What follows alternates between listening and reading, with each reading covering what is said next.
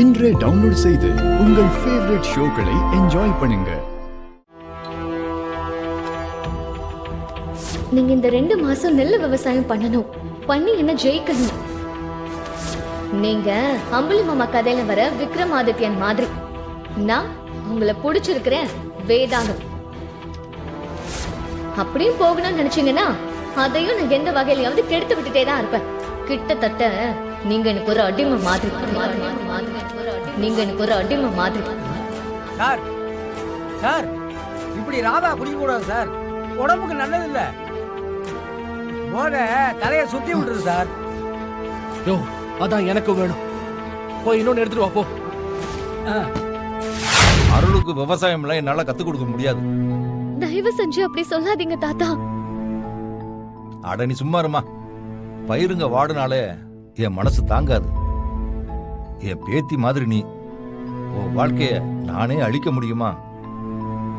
நம்மாழ்வார் சொன்ன மாதிரி எல்லாரும் விவசாயம் பண்ணணும்னு நினைக்கிறவன் தான் நான். ஆனா நானே சொல்றேன், அருள் விவசாயம் பண்ண வேண்டாம். அவனுக்கு அமெரிக்காவில் வேலையும் கிடைக்க வேண்டாம். அவன் இங்கேயே இருக்கட்டும். அவன் அமெரிக்கா போகாட்டி என்ன குடியா முழுகி போயிடும். குடி முழுகாத தாத்தா, வாழ்க்கை முழுக்க அது ஆறாத வலி ஆயிடும்.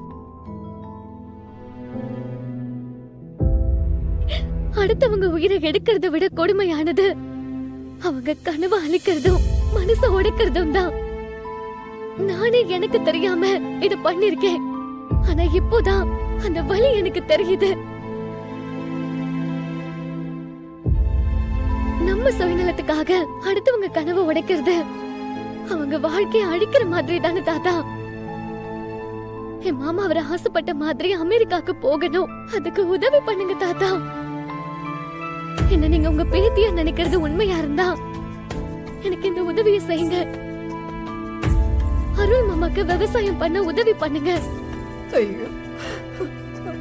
உங்களை கெஞ்சி கேக்குறேன் தாத்தா.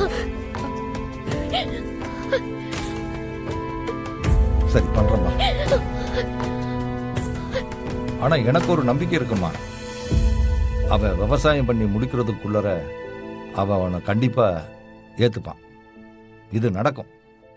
அதை நான் நடத்தி காட்டுறேன். அமெரிக்கால வேலை கிடைக்க போகுதுன்னு அருள் நம்பிக்கிட்டு இருந்தான்ல, அந்த வேலை அவனுக்கு இப்ப இல்லன்னு சொல்லிட்டாங்க. என்னடா சொல்ற? அட மாமா, அது உங்களுக்கு தெரியாதா? இவனுக்கு வேலை கிடைக்காம போனதுக்கு காரணம் யார் தெரியுமா? யாரடி? குடும்ப குத்து விளக்குன்னு சொல்லி இந்த குடும்பமே தூக்கி கொண்டாடிட்டு இருக்கீங்கல்ல, உங்க அருமை செல்ல மருமக வானதி அவதான். என்னடி உளறிட்டு இருக்க? நான் ஒண்ணும் உளரலங்க, உங்க அருமை மருமக பண்ணதுதான் சொல்லிட்டு இருக்கேன். நீங்க ஆசையா ஹனிமூன் அனுப்பி வச்சீங்கல்ல, அங்க வச்சு அருணோட சிஇஓ வானத்திய பாத்திருக்காரு. அவர்கிட்ட நீங்க என்னோட அப்பா மாதிரின்னு சொல்லி ரொம்ப பாசமா பழகி இருக்கா. அத அவளுக்கு சாதகமாக்கிக்கிட்டு அவர்கிட்ட என் புருஷன் என் கூட சேர்ந்து வாழணும், அவருக்கு உங்க கம்பெனில வேலை கிடைச்சிருச்சுன்னா அவர் என்னை விட்டு போயிடுவாருன்னு சொல்லிருக்கா. அவரும் இவ சொன்னதெல்லாம் நம்பி அருளுக்கு வேலை இல்லைன்னு சொல்லிட்டாரு. அடச்சி வாய மூடு. நீ சொல்ற கதையெல்லாம் நம்புறதுக்கு நான் என்ன உன் தம்பி மாதிரி முட்டா பையன் நினைச்சியா? மாமா இது பாரு, அவன் போதையில என்ன அவ ஏமாத்திட்டா, என் வாழ்க்கையே கெடுத்துட்டான்னு சொல்லும் போதே நினைச்சேன் ஏதோ ஒண்ணு தப்பா இருக்குன்னு. அப்போ அந்த வேலையை பார்த்தது நீங்க 2 பேரும் தானா? ஏங்க என்னடா நடக்காதது எல்லாம் நடந்ததுன்னு சொல்லி இவனுக்கு வேலை கிடைக்காம போனதுக்கு காரணம் வானதி தான்னு இவனை நீங்க தான் நம்ப வச்சிருக்கீங்கல்ல? நம்ம மாமாவை என்னமோ நினைச்சுக்கிட்டு இருந்தோம், ஆனா அவரு நடந்ததை அப்படியே கணிச்சு சொல்றாரு. பயங்கரமான ஆளுதான். ஏங்க உங்க புள்ள ஒண்ணும் சின்ன குழந்தை இல்ல, நான் சொல்றதெல்லாம் அப்படியே நம்பிக்கிட்டு இருக்கிறதுக்கு. அவனுக்கும் அறிவு இருக்கு. ஏய் நிறுத்திரி. நான் இத்தனை வருஷமா உன் கூட குடும்பம் நடத்திருக்கேன். நீ எதுக்கெல்லாம் பொறுமுவ எதுக்கெல்லாம் இருமுவன்னு இது கூடவா நான் தெரியாம இருக்கேன்?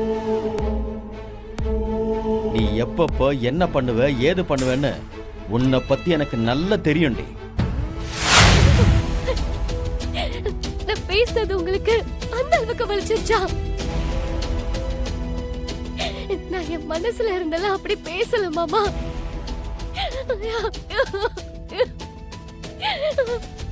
நீங்க நான் சொல்றத எதையுமே நம்ப தயாரா இல்ல.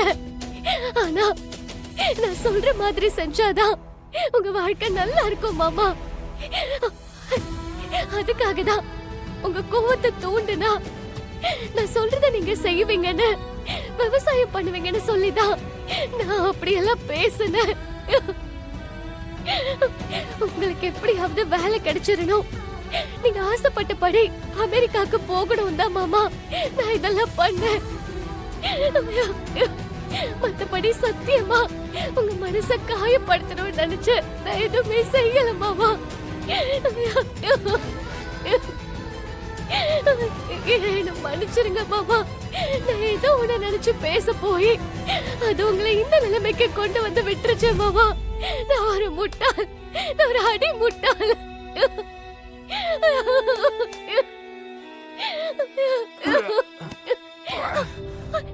மாமா என்னாச்சு மாமா உங்களுக்கு? மாமா என்னாச்சு மாமா?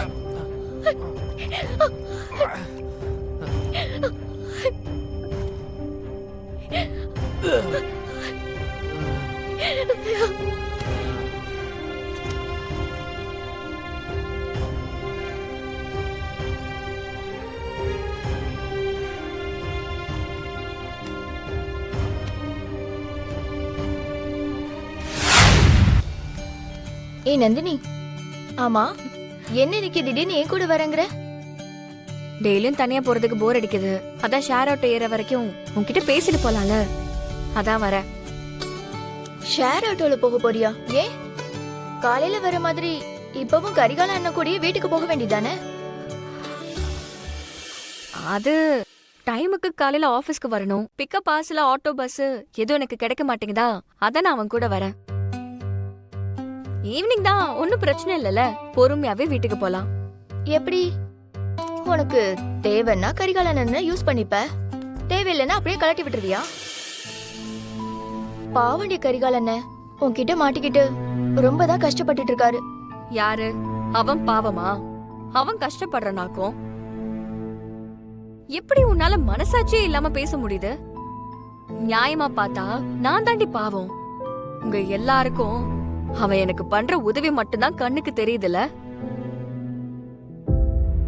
ஆனா அவன் எனக்கு பண்ண நம்பிக்கை துரோகம் ஏன் உங்க கண்ணுக்கெல்லாம் தெரியவே மாட்டேங்குது? அவன் என்ன நம்ப வச்சு ஏமாத்தி முதுகுல குத்துன துரோகிடி. அதெல்லாம் தெரிஞ்சும் எப்படி உன்னால இப்படி பேச முடியுது? ஏய், அப்படி என்ன கரிகால அண்ணன் உனக்கு துரோகம் பண்ணிட்டாரு? அந்த சிச்சுவேஷன்ல வேற வழி இல்லாம தானே உன்னை கல்யாணம் பண்ணாரு. என்ன கல்யாணம் பண்ணிக்காதன்னு நான் படிச்சு சொன்னதுக்கு அப்புறமும் உன் கழுத்துல ஒருத்தன் பலவந்தமா தாலி கட்டினதாண்டி உனக்கு என் வழியெல்லாம் தெரியும்.